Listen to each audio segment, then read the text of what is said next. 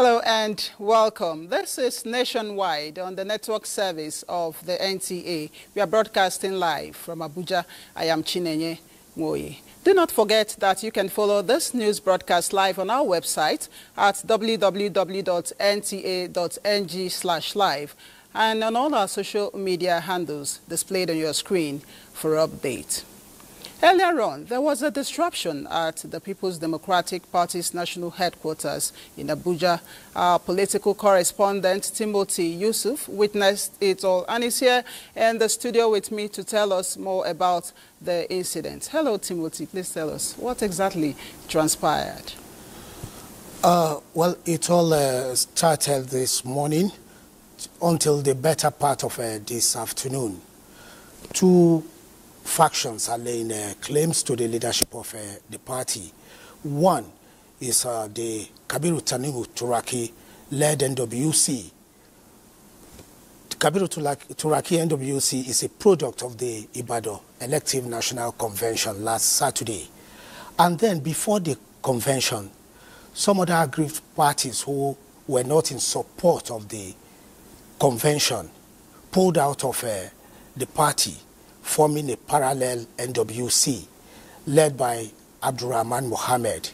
That faction has the backing of the erstwhile National Secretary of the party, Senator Samuel Anyanwu, and the Minister of FCT, Nyesom Wike.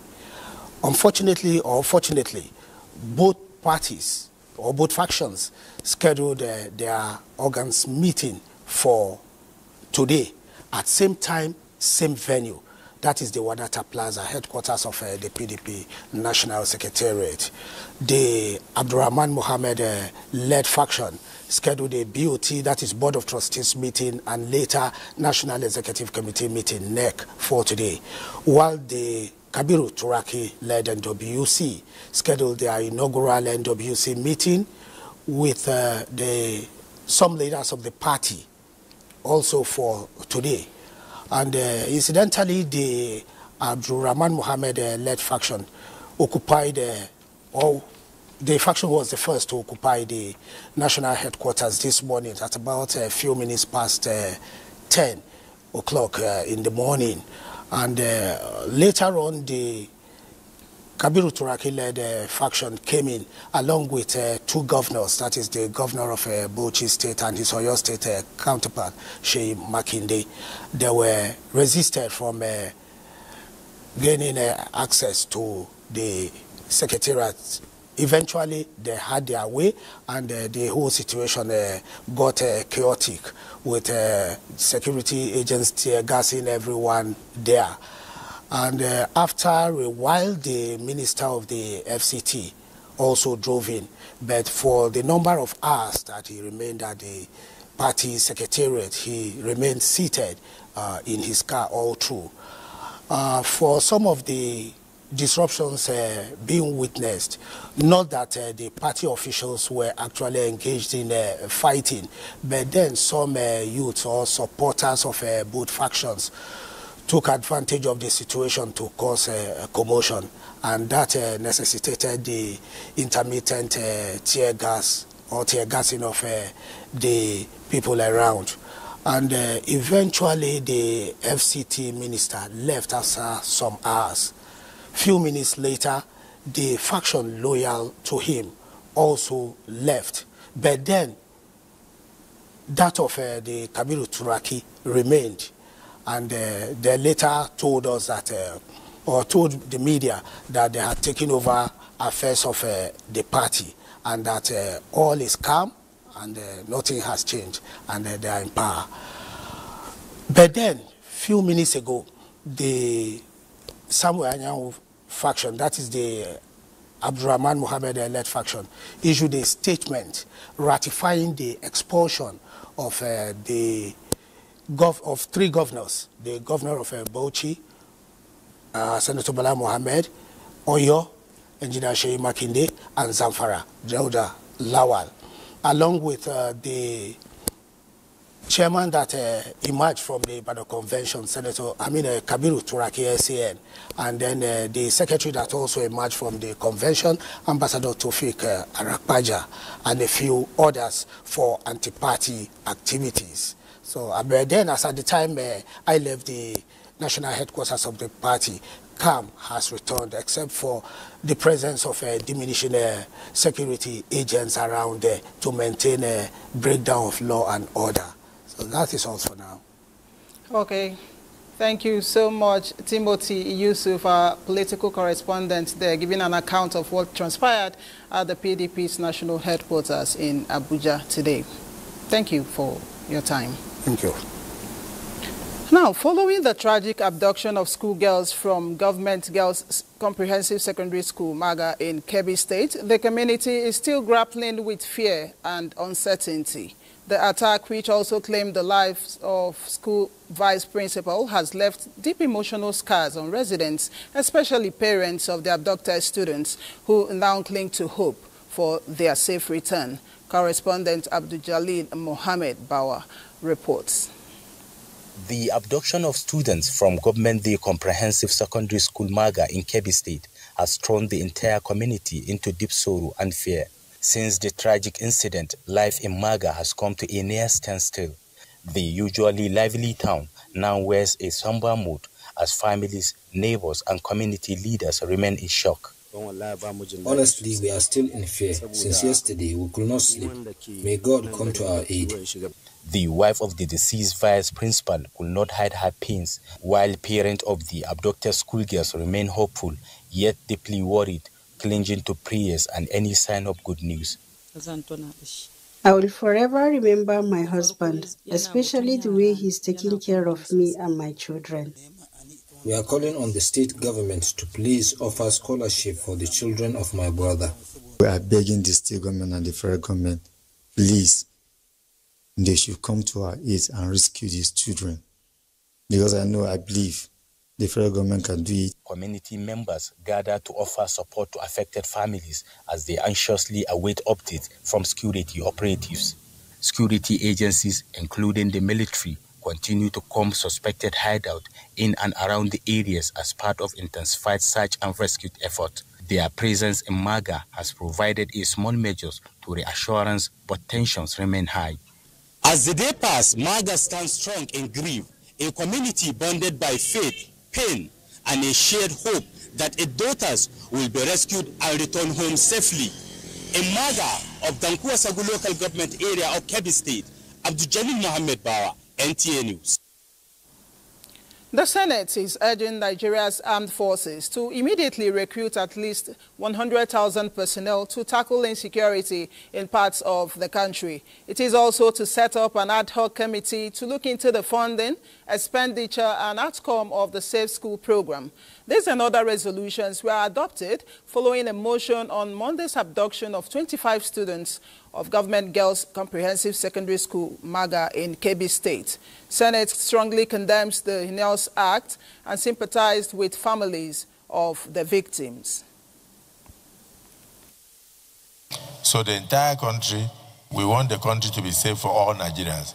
And that is why they elected us here, to make laws, resolutions, and take steps to ensure that we, in line with our constitutional duties, that lives and properties are safe.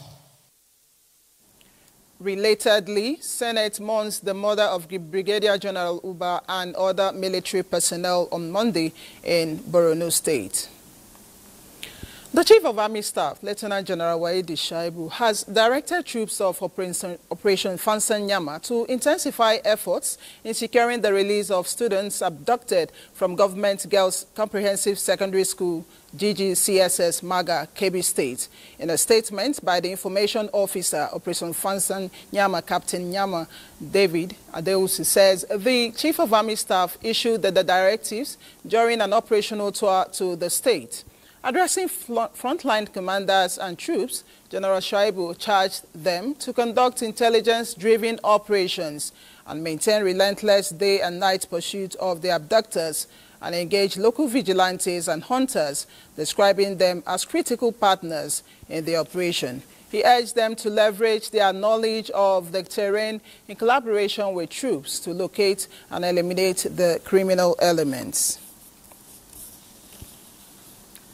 And the Chief of Air Staff, Air Marshal Sunday Aneke, has reaffirmed the Nigerian Air Force's unwavering resolve to intensify air campaigns with a view to ensuring air power remains fully engaged, committed and determined to dominate the battle space and wipe out terrorist threats wherever they emerge.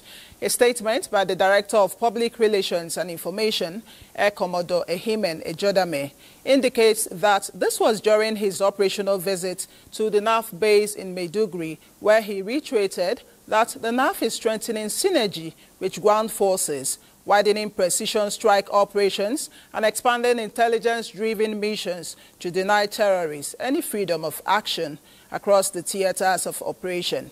The Air Officer Commanding Tactical Air Command, Air Vice Marshal Paul Obeya, reaffirmed troops' readiness in fully implementing the Chief of Air Staff's strategic direction to push for tighter coordination with land forces, improved intelligence, and enhanced rapid response strike capability.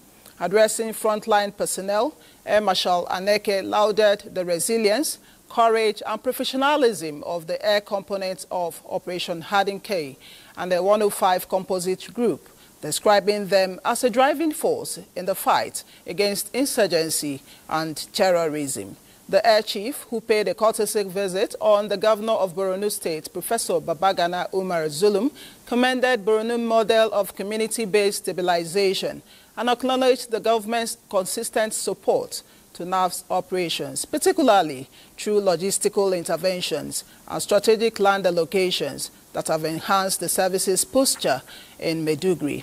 Governor Babagana Umar Zulum commended the NAF and other services for their unwavering commitment to security of lives and property in the state. The First Lady, Oluremi Tinubu, says news of abduction of 25 students of the Government Girls Comprehensive Secondary School, Maga, Kebbi State, and the tragic killing of the Vice Principal is not only an attack on innocent girls and dedicated educators, but an assault on the values of safety and learning that schools embody. A statement from the Office of the First Lady of the Republic of Nigeria, Oluremi Tinubu, says the President has taken immediate action by ordering the security agencies to ensure the quick and safe return of the abducted girls and to bring the perpetrators to justice. She prays for the families, friends, loved ones, and schoolmates at this time for God to grant quick rescue to the abducted girls and the soul of the departed Vice Principal to rest in Al-Jannatu Fidos. Nigeria is engaging in discussions with the United States to address shared security concerns following President Donald Trump's recent threats of military intervention. Foreign Affairs Minister Yusuf Tuga emphasized that the talks focus on collaborative efforts to combat global security challenges. We have security challenges due to factors, many of them beyond our control. So any country, including the US, that is willing to partner with us to tackle those problems, we more than welcome it.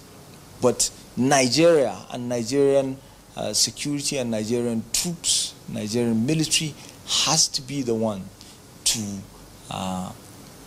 take the lead. Our hope is that Nigeria will get a fair hearing when they're having their public hearings, instead of just listening to one side. We hope that the legislators see to it that they sample different opinions. We're living in the era of social media, and a lot of people get their news, they get their information from social media. A lot of it tends to be false, but it's easier to misinform people with this medium because the consumption itself is very fast. Nigeria's First Lady Oluremi Tinubu has called on wives of the new service chiefs to provide their husbands with needed support as they work hard to meet the expectations of their commander-in-chief and Nigerians in the fight against insecurity. She made the call during a courtesy visit to her office by the wives of the service chiefs. State House correspondent Adeniyi Taiwo reports. A warm welcome, marking the beginning of a new chapter as wives of the new service chiefs formally meet the wife of the commander-in-chief of the armed forces. The weight of the recent abduction of schoolgirls in Kebbi State was however heavy in the air as the First Lady, Oluremi Tinubu, led her guests to observe a minute's silence for the vice principal of the school, Hassan Makuku, who was killed during the abduction. May the soul of our dearly departed, may God grant him our journey. She said the incident must serve as a reminder to our guests that they, along with their husbands, have stepped into a new role, one that demands sacrifice and support. Right now, with the Kebbi situation, the security, the entire security apparatus must have been put in place to do all that work. Your husband signed in to protect lives at the expense of their own lives. So I want to commend them. God will continue to take care of them going out and coming into all of you. No evil will befall them, and they will help our country and they will secure our country. Far away from the theaters of war, the First Lady says they have a lot to do, especially working with her to empower wives of fallen heroes, the elderly, and people with disabilities. Because we know there are a lot of veterans that are old, and then they will need little financial assistance towards the Unitide season. So we are going to do 250, but I expect that when we do that, you can also introduce that to your husbands so that you can begin to take care of the elderly amongst them. Because all of us will grow old. And for the people with disability, we're giving them 200,000 to start even a petty trade. But we are giving them a lifeline, so that to encourage them. So we are also doing 250 of those. So that will be about 100 million for the two programs. Wife of the Inspector General of Police, Elizabeth Egbetokun, who introduced the wives of the new service chiefs to the First Lady, applauded her inspiring leadership and sustained interventions for the armed forces. We are grateful for the guidance and support we extend to families of the armed forces and security agencies. Ma'am, we are also grateful for the empowerment programs you have organized previously for the widows of security agencies. The wives of the new service chiefs assumed their role on October 30, 2025, after President Bola Tinubu, in exercise of his power as the Commander-in-Chief of the Armed Forces, decorated their spouses as the new service chiefs. In the State House, Adeniyi Taiwo, NTA News. As the dry season sets in, there is the need for citizens to take precautionary measures to mitigate fire disasters in the country. This was emphasized by the Controller General of the Federal Fire Service at the opening ceremony of the 2025 Fire Service Safety Week in Abuja. Moses Ochibo reports.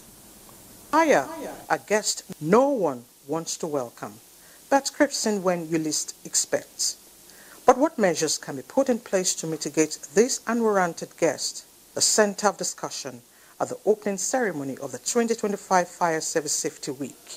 The Controller General of the Nigerian Fire Service urged citizens to always be alert about happenings in their environment, as fire remains a natural force that needs to be prepared for. We must replace wishful thinking with practical action, incorporating safety designs into our building plans, checking gas cylinders, switching off electrical appliances when not in use, installing smoke detectors. Government functionaries at national and subnationals must also abandon the not my portion mentality by embracing safety as a fundamental pillar of our economic protection and national responsibilities.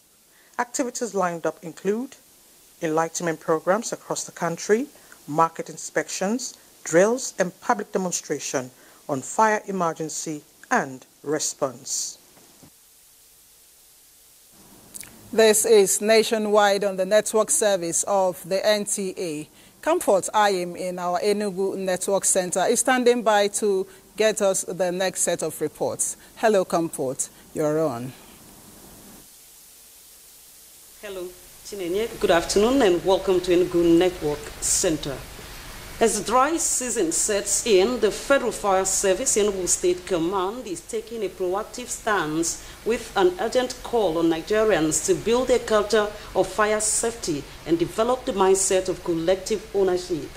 This was the key takeaways at the flag-off of the Fire Week campaign, focusing on education and community engagement. The report. Video flickered in my mind, the electrical fire still searing. The keynote speaker on electrical fire's words echoed, who is to blame? Some blamed the government, the electricity company, the town planners, and the need to revisit building codes. But the message is clear. Everyone is to blame. A question about a shared responsibility in a world where danger often hides in plain sight. People should not build under high tension. They should not rent other high tension wires. People should not use obsolete electrical appliances. And this program is part of preparedness and proactive measures to ensure that all stakeholders put hands on this, to go down to our various communities, to engage people, to make sure that we are fire conscious. Overcoming the not my portion mentality, a silent killer, is the core message they are trumpeting, and the controller says it is the most pressing challenge. If we can work on our consciousness, embrace the message of the safety, fire mitigations through emergency preparedness become our watchword. Government should find a way of having a station at the Ugu-Enyama axis of the 9th mile Enugu-Onitsha Expressway. Because if there is an outstation, it will serve as a first responder in the case of any fire incident. Building a culture of safety is a continuous journey that requires everyone's participation, and the talk serves as a powerful reminder that safety is not just set rules, but a shared responsibility. For emergency response, call 0810 555 8937 or 090 5244 2484. A massive step towards resolving the perennial water scarcity in Enugu East Senatorial Zone has been taken as the Federal Ministry of Water Resources and Sanitation, in collaboration with the Enugu State government, officially flagged off a key component of the partnership for expanded water supply, sanitation and hygiene P-WASH program in Isuzu local government area. Ifeanyi Daniel Supai's report is here, presented. The flag-off ceremony in Isuzu is a testament to Enugu State and the federal government's commitment to achieving SDG 6 clean water and sanitation for all. This phase of the P-WASH project, spearheaded by the Federal Ministry of Water Resources and Sanitation, directly addresses the low water discharge and water table issues prevalent in this region. The Minister of Water Resources and Sanitation stated that the collaborative effort involves substantial counterpart funding to ensure success of the project. If the state government has budgeted 500 million for this implementation, after the implementation, the federal come, we assess, we verify. The Enugu State Governor emphasized the importance of community ownership and hygiene promotion as a vital part of the program. We will have the Federal Ministry of Water Resources, who are also committed to ensuring there's an expanded water program to local communities. This particular project site here will be done directly by the agency, by NROWASA, because we trust our technical hands. Our community, we have really suffered because of water. When the news of this came to us, the whole community went agege over this. Only source of drinking water is this one they call airben. And this airben is very, very hard water. This flag-off marks the beginning of the construction phase, bringing hopes to millions that access to basic necessity will soon become a reality. Those are the stories from here. Taking a break now to join Sokoto thereafter. To stay with us. In heart of Owerri, business never sleeps. From sunrise to sundown, the wheels keep turning. And behind the scenes, vision meets action. Governor Hope Uzodima's leadership has turned manifestos into reality, transformations that feels like a miracle. But progress needs peace, and in Imo, it's not left to chance. From land to sky to river deep, guardians are watching, protecting dreams and opportunity. At Orashi's quiet shore, hydropower is rising, set to energize a growing economy. The change is visible. New roads emerge, industry hums.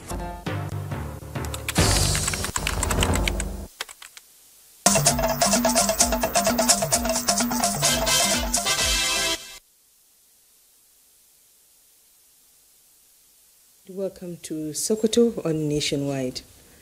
Despite security concerns in some areas, enhanced community policing and closer cooperation with sister security agencies are strengthening intelligence gathering and helping to maintain peace across Sokoto State. The State Commissioner of Police, Ahmed Musa, while providing an update on the general security situation, emphasizes that Sokoto's long-standing tradition of religious tolerance remains central to the state's stability. Bashir Ibrahim Nababa reports. Despite security challenges in the eastern axis, Sokoto State remains generally calm, with residents continuing their legitimate activities unhindered. This stability is maintained through the deployment of tactical teams and sustained joint operations in collaboration with other security agencies across the state, particularly in areas identified as volatile. The State Police Command is enjoying strong support from the force headquarters, Sokoto State Government, as well as traditional, religious and youth leaders who have consistently provided positive feedbacks on security efforts. Sokoto is more like a mini Nigeria where you find everybody living here and they are all living happily and peacefully. These are the stakeholders that I have been interacting with. Other people who are living here that are not originally from Sokoto, who are now almost like Sokoto people, have engaged with me several times, and they have also been supporting us in so many ways, especially in information gathering. Let us call a spade a spade. Whoever is at fault, tell him that you are at fault. If my child is at fault, no matter how much I love him, I must tell him that you are at fault, but not try to cover him. The evil that we are covering today will become a monster in the future. And this thing, when it is coming, it will not only affect you, it's going to affect the entire family and the whole nation. Anybody who comes to Sokoto, you see how people are living in peace, different ethnic groups, different religion, different tribes, you know.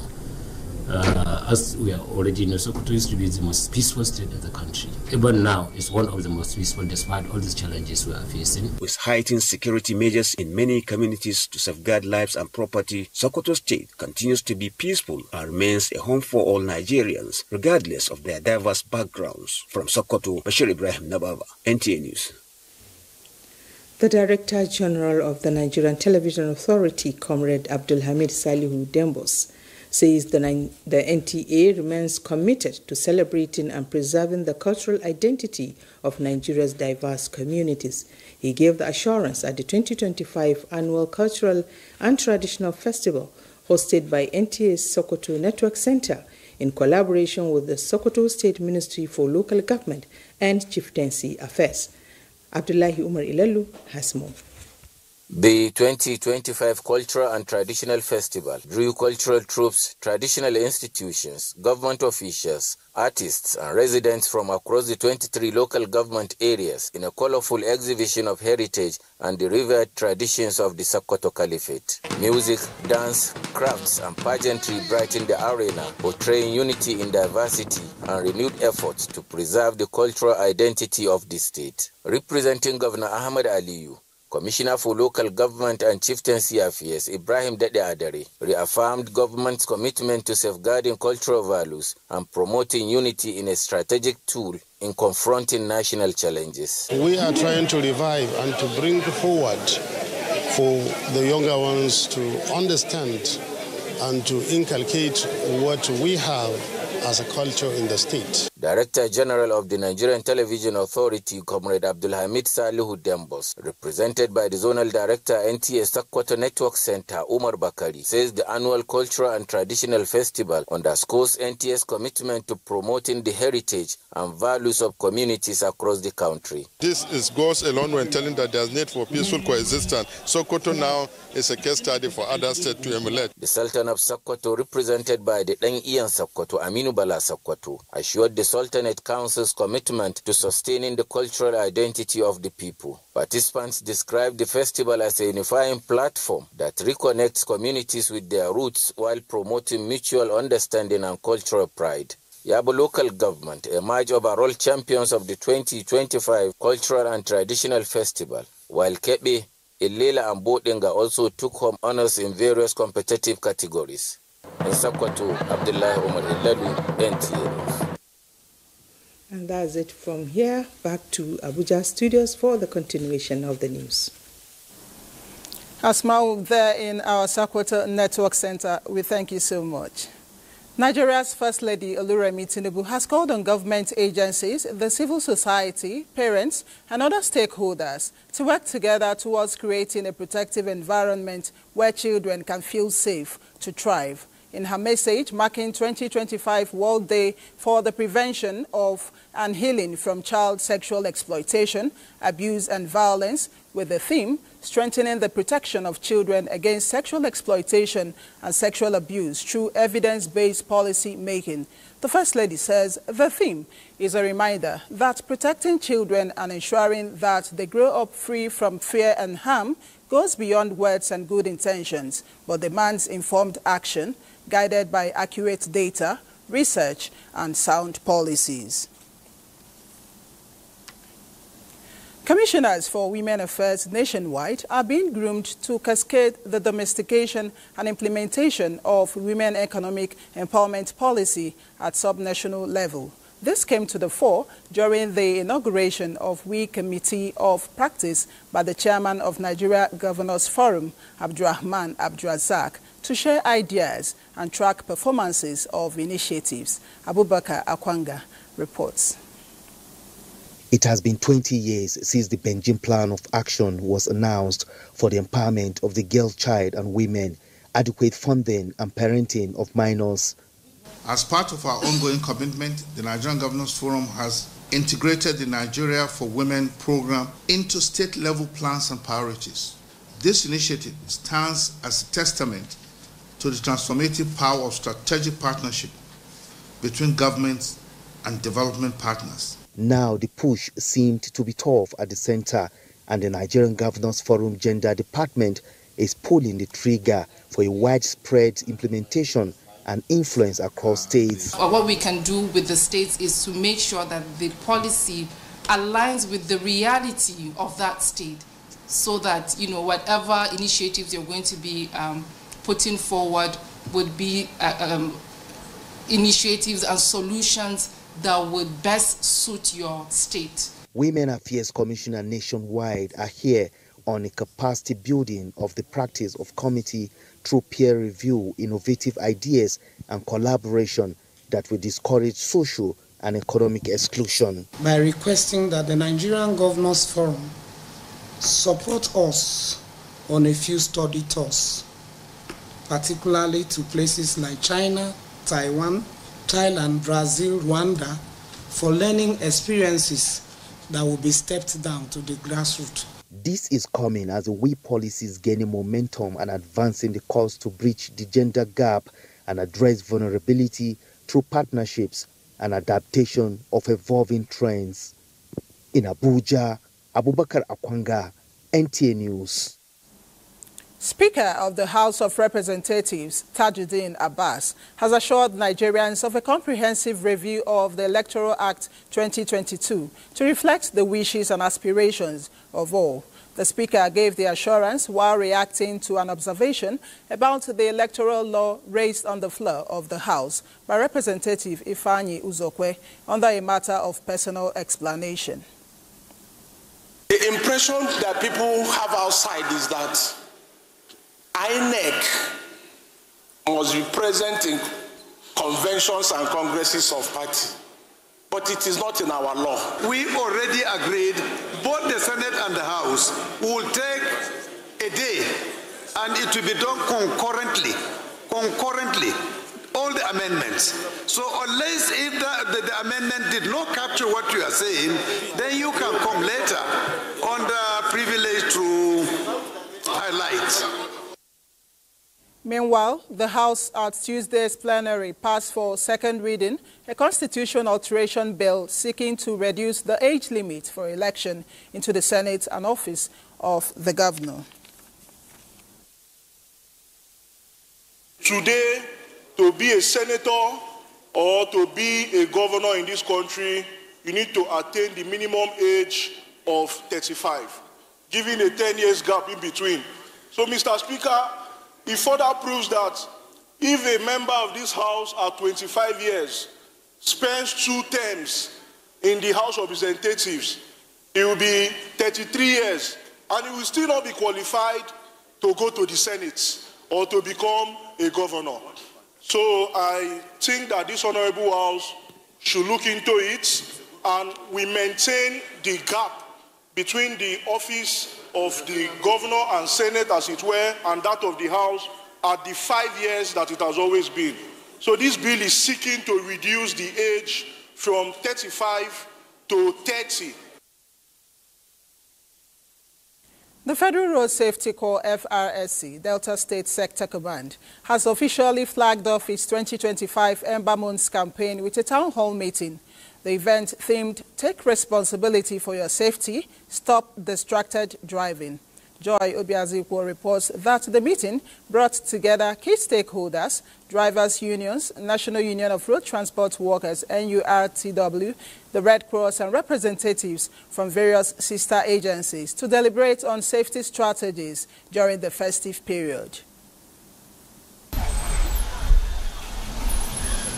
4 months that form the last quarter of the year are called Ember Months. They are usually characterized by increase in vehicular movement, economic viability, thereby causing gridlock and road crashes across the country. Federal Road Safety Corps Delta State Command organized a town hall meeting to sensitize drivers, Red Cross, road marshals, amongst other stakeholders on safety measures this festive period. When we talk of agencies that extort passengers on the roads, I think road safety, people are reluctant to condemn road safety because they don't have that avalanche of evidence. Before you embark on a journey, go to the computerized center, test your vehicle so that it is for your own safety and for the safety of other road users. This type of meeting has been going on, but it's also serves as a reminder, reminding people why they should be conscious and be very careful on the road is very necessary. It's a good one. We appreciate it, and we've learned a lot from the program, and it has been helping us. The road safety prayer is to reduce the incidence of road accidents and promote a culture of safety among road users in Delta State. In Asaba, Helen Dunku, NTA News.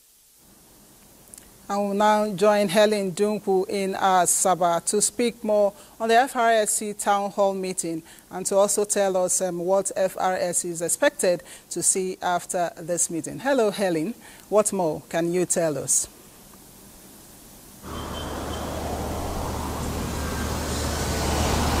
Good evening, Chinenye.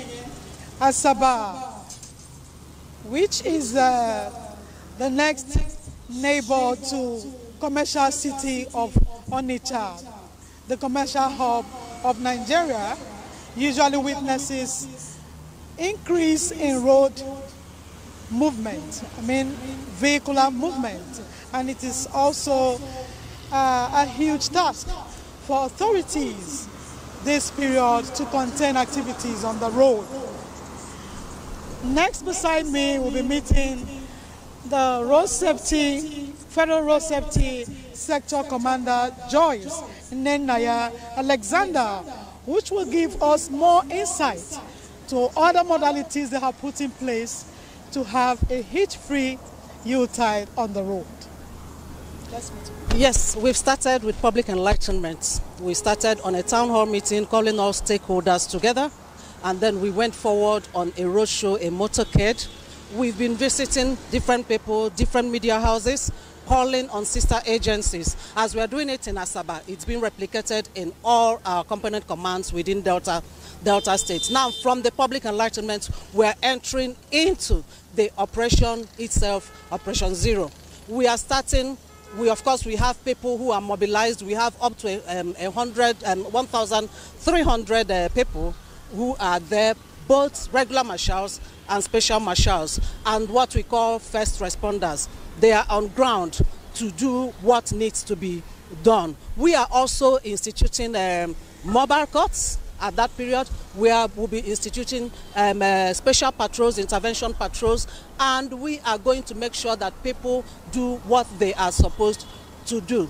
I visited the Commissioner for Transport to talk about it, what needs to be done. I visited the Commissioner for Police to talk about what needs to be done in terms of clearing some of the checkpoints so that people can have free access. I'm also going to visit the Commissioner for Transport tomorrow to still talk about it. Within the Ogwashuku, Uheli, and Warri axis, we are going to make sure that there's a free flow. Thank you, Madam Road Safety. This is all we have to dish from this axis. We believe that this Yuletide is going to be hitch-free on our road. Over to you, Chineye. Many thanks, Helen, and we hope so. Abubakar in our Maiduguri Network Center will bring us the next set of reports on Nationwide. Hello, Abubakar. It's over to you.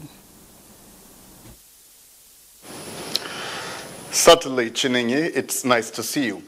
Let's begin with issues that have to do with security. Borno State Governor, Professor Babagana Umar Zulum, has called for a joint military offensive involving the Army, Navy and Air Force to clear insurgent hideouts in the Lake Chad region. The governor made the call when he received the Chief of Air Staff, Air Marshal Sunday Kelvin Aneke, at the Government House, Maiduguri. Here is Mohammed Guni with the rest of the story. The Chief of Air Staff was in Maiduguri on a familiarization and operational tour, engaging with frontline personnel to strengthen interagency collaboration.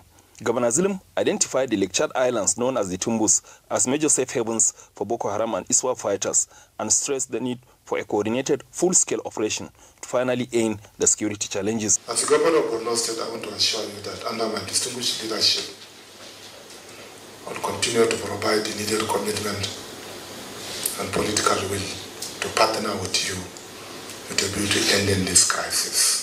The governor also listed other insurgents enclaves such as Sambisa Forest and the Mandara Hills, urging the military to deploy more technology, including additional unmanned aerial vehicles to support the operations, proposing strategic meeting of military command and control structures in Maiduguri to harmonize approaches. Chief of the Air Staff commended the governor's support to the military and his community-based reconstruction efforts. From decisive line operations that mitigate potential vulnerabilities to the steady logistic support the state government has provided for our operations, we cannot thank you enough. This practical and timely assistance has strengthened our ability to operate effectively and to protect. Air Marshal Anike assured that the Air Force has renewed its focus on operational readiness, closer integration with ground troops, and smarter application of air power in stabilizing the Northeast. In Maiduguri, Mohammed Goni, NTA News. And talking education now, a team from the Federal Ministry of Education has visited Borno State to assess the Umar Ibn Ibrahim El-Kanemi College of Education, Science and Technology, Bama, as part of efforts to upgrade the institution into the proposed Federal University of Agriculture and Entrepreneurship. The delegation was received by the Borno State Commissioner for Education, Science, Technology and Innovation, Lawan Abo Kilby, who accompanied them throughout the inspection. Pauline Kujivana completes the story. The team from the Federal Ministry of Education, led by the Director of University Education, Rukaya Ilyasu, was received by the Provost of Umar Ibn Ibrahim El-Kanami College of Education, Science and Technology, USES Bama, Professor Khalid Tijani, who took them through key parts of the campus, including the perimeter fence, staff quarters, academic buildings, and other essential facilities. The delegation also held an interactive session with members of staff who expressed confidence in the planned transition from a state to a federal salary structure. Leader of the team, Rukaya Ilyasu, explained that the assessment aimed to review the institution's current status, verify its workforce, and identify staff who will transition to the proposed university while determining those who will remain under the state government. What we saw is quite interesting because it's not a new institution, it's an upgrade. What is on ground is quite available, it's quite adequate for the transformation of the upgrade to a university.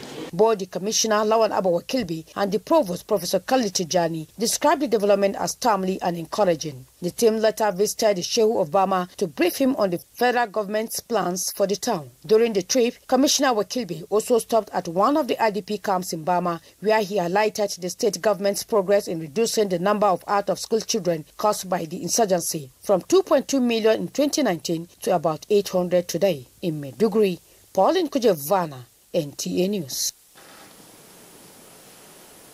This is Nationwide on the Nigerian Television Authority. We have more reports for you with Chinenye in Abuja, but that will be right after this.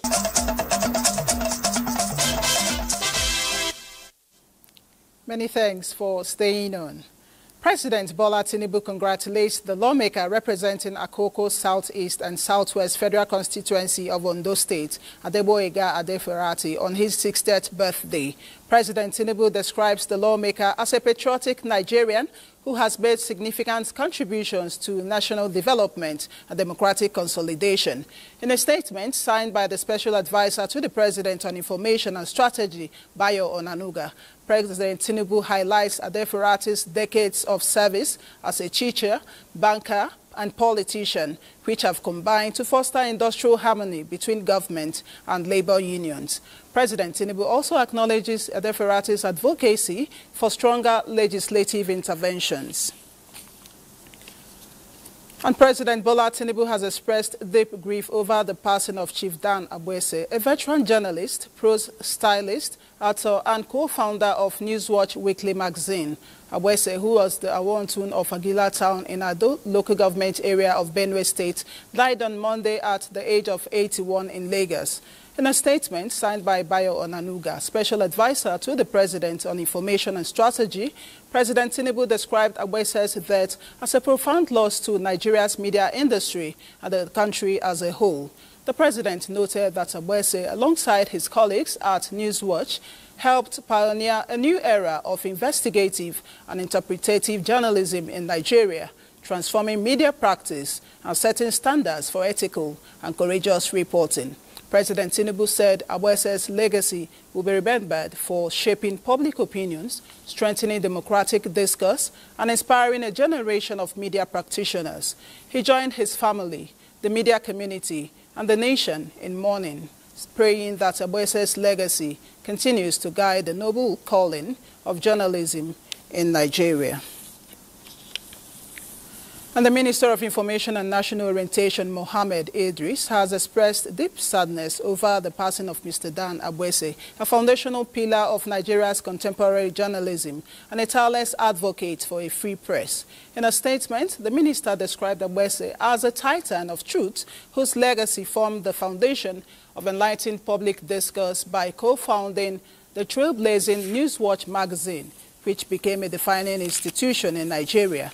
Minister Idris added that Abwese's passing comes at a time when Tinubu administration is deeply committed to fostering the very principles he fought for, an expanded democratic space, robust citizen engagement, and free speech. He sent his heartfelt condolences to his family, colleagues, and the entire media fraternity, and prayed for his soul to rest in eternal peace.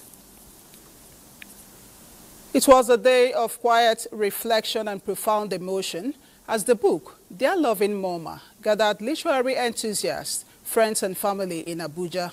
What emerged was a tribute to a mother whose life continues to inspire long after her passing. Juliana Nicholas reports that the room became a space for healing, memory, and faith. In a hall filled with anticipation, voices rise one after another, each person carrying a story or a moment that speaks to the force of a mother's love. What started as a book lunch soon unfolded into a gathering of hearts where grief, gratitude, and hope found common ground. The author takes the stage, her words revealing both a journey of writing and of living. I got my inspiration from what I experienced when my mother was sick. It wasn't a nice experience at all. It made me realize that it's not all about how long you have lived here on earth, but how you have been able to impact in the life of people.